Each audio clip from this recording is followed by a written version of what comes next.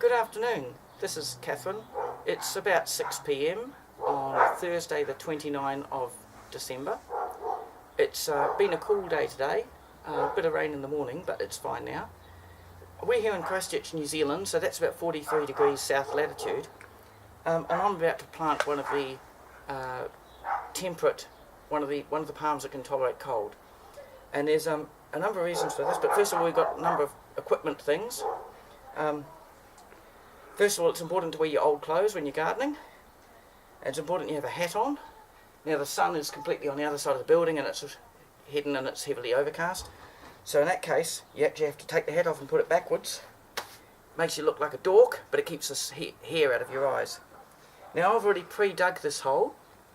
The soil here is quite good, as in I was able to dig it mostly with a spade. I do have here a mattock. Mattock, if you don't know, it's like a pickaxe on one end and a slightly wider blade on the other end. So if you can't get through it quite with a normal spade or shovel. Now the reason why I'm putting this plant here, in the past I have grown castor oil here, which some winters lives and some winters dies. This is east is towards the camera, north is straight up that way, and that is west. Anyway, this east facing wall was just brick, and it gets some warmth and keeps a little bit of the frost away, and often the castor oil, sometimes it survives, sometimes it doesn't.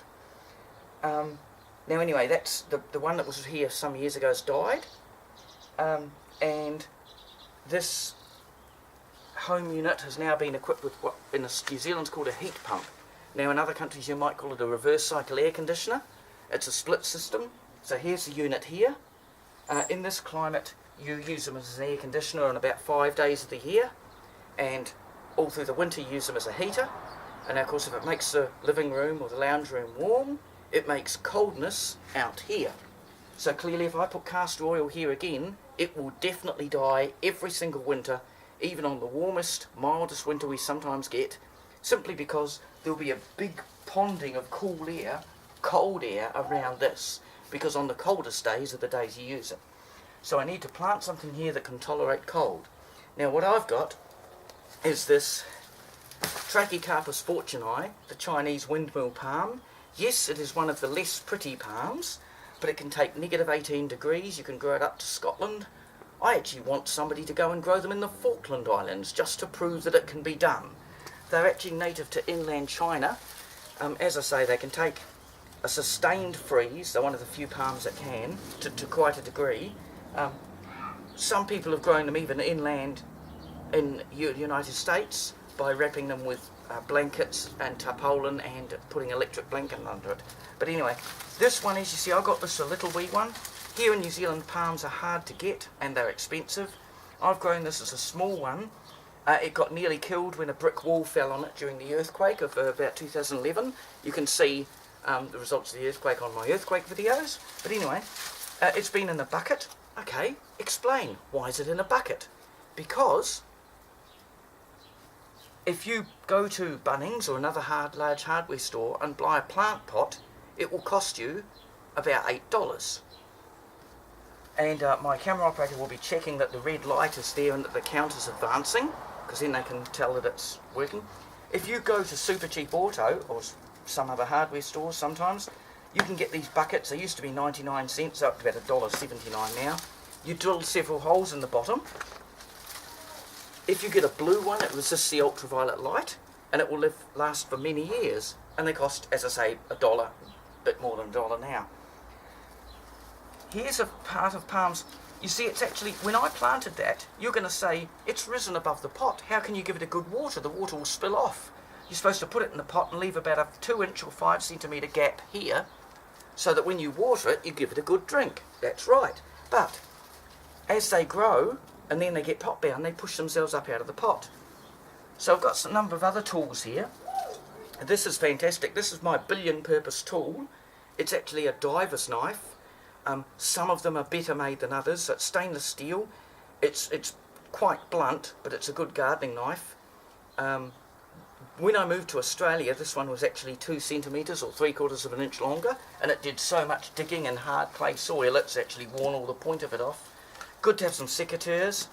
a little sharp knife or steak knife. You might have to buy a sewing machine to give us some steak knives, but anyway.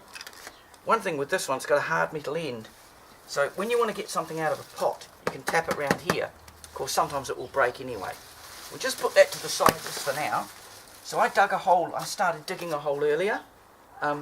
What I did, I took some of the topsoil that's nice and recently had weeds, if not quite lawn growing in it, and I'll save that in the bucket here. So here's some nice topsoil I can reuse.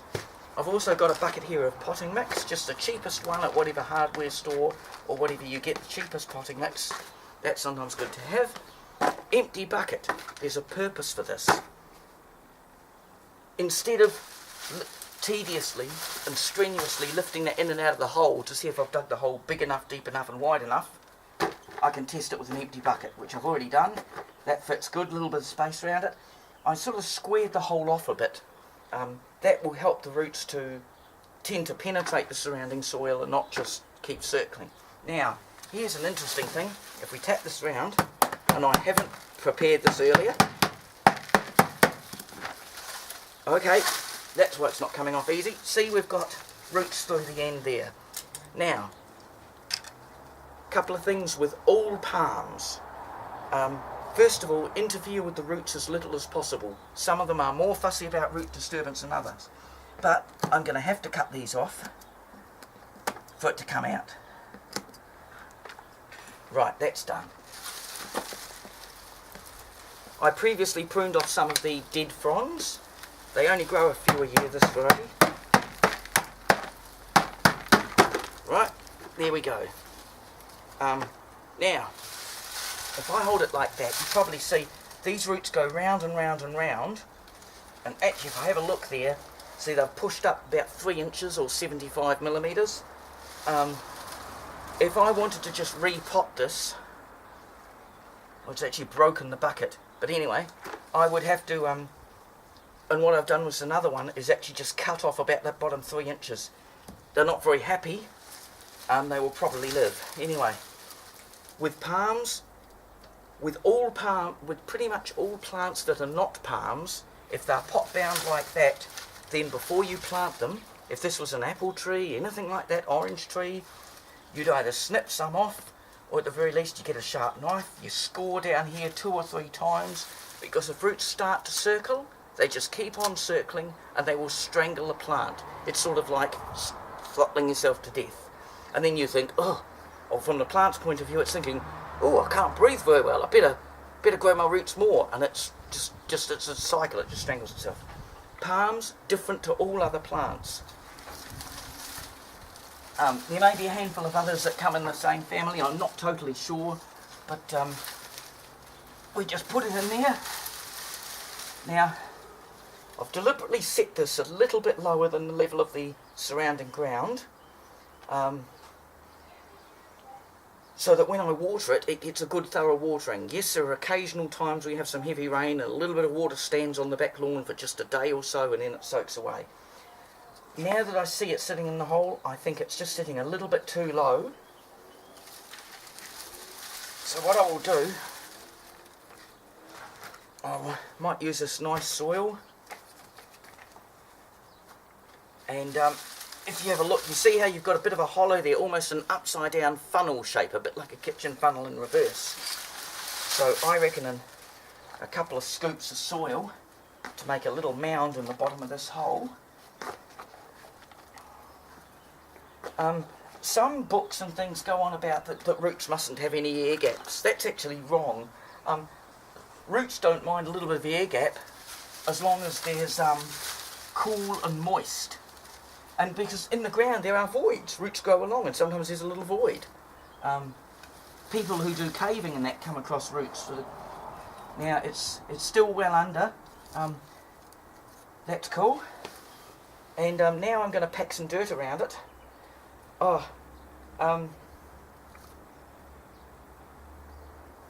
Palms, when they form their trunk, the trunk is formed and that's it. This has an overhang here, an eaves overhang of about 2/3 of a metre, about 2 feet in the old measure. However, I might give you a shot afterwards of the cabbage tree growing nearby. Do that at the end maybe. as this grows, the trunk can gradually lean out. Now you might remember some sort of pictures of the tropical coconut palm on the sandy beach, and you see the palms leaning out sometimes at angles of more than 45 degrees. These don't lean anything like that, but they will lean slightly if there's a bush or a roof overhang. It will lean out, and so it's not like it's going to go straight up and push the roof off. And just while I'm mentioning about that, palms generally have a single trunk and they generally go straight up. So don't put one just under a power line, just under the roof of your carport or veranda or whatever else, because it's not like you can pinch the tip out and make them grow like that, like some other plants. Now, I need to fill in around this. I've got some fairly nice dirt here that I collected off the top.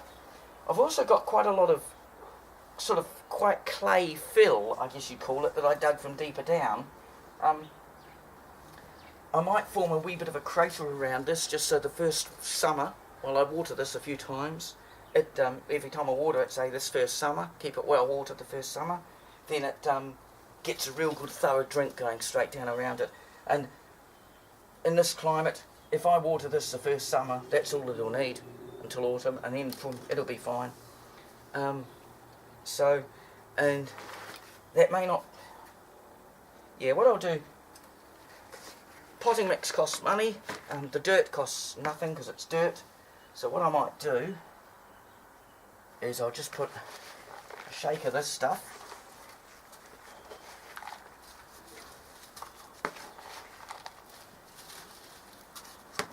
and then a few handfuls of this scattered round. This is from a little bit lower down, so it's a little bit more clayey. Christchurch and Canterbury, well, they're considered to have fairly good soils. It's from glacier erosion from the Ice Age off the mountains and whatever. So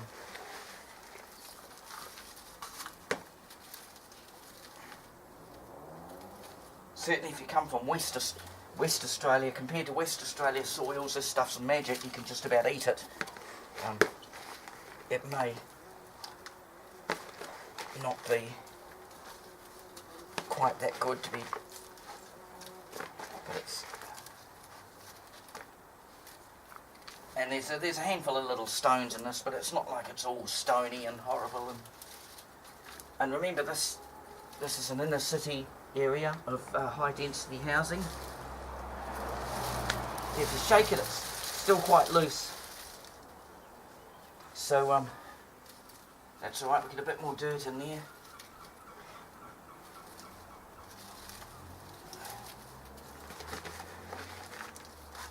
Being it's December 29, so this is our midsummer sort of period.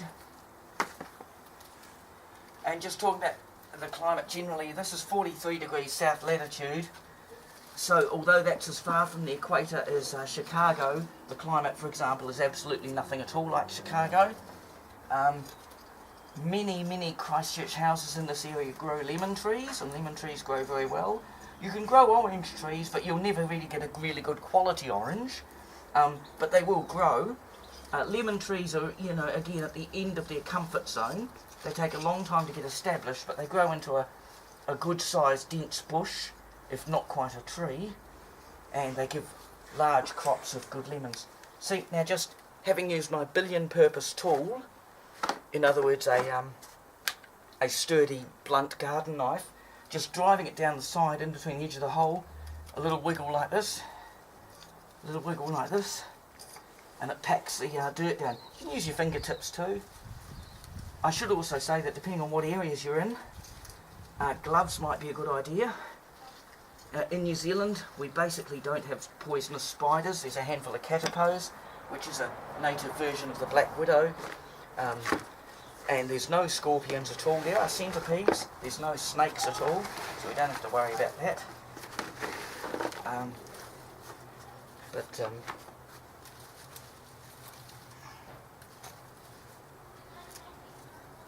I hope this one will grow well.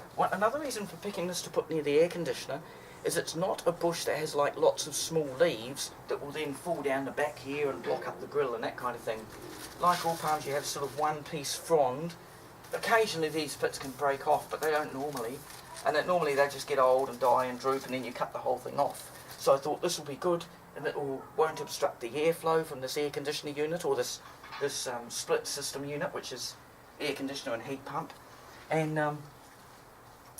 yeah, so I thought that would be a good way of, you know, sometimes you see people do landscaping designs and they, you know, they haven't made it easy, or they've caused problems somewhere else. So don't plant a great big density of foliage up against something like an air conditioner or heat pump unit, which needs to blow air through and not get all clogged up with leaves.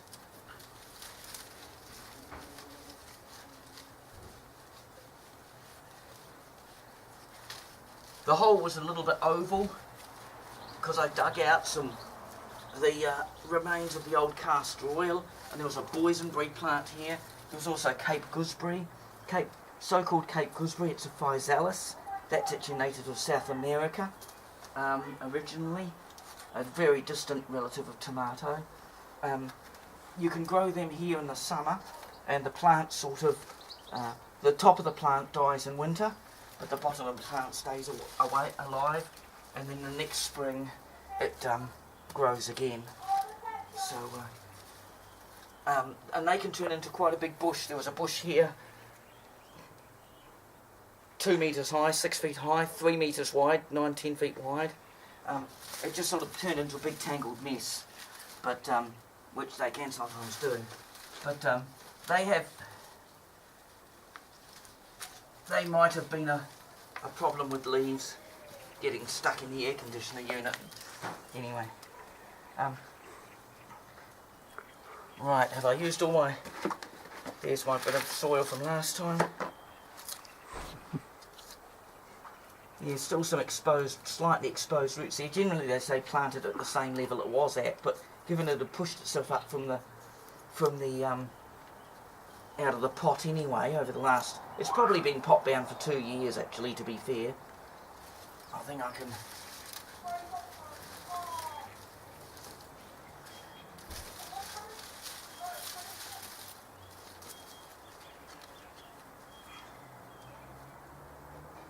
and although I just cut the tips of a couple of wee roots off this, it shouldn't matter with this. It's not like I did a major root pruning to it, which, as I say, many palms are very fussy and will tend to die afterwards if you're not really, really careful with them. So there we go, that's that. What I'm going to do is stop the video now, and then I'm going to show us watering it in just a minute in a separate video.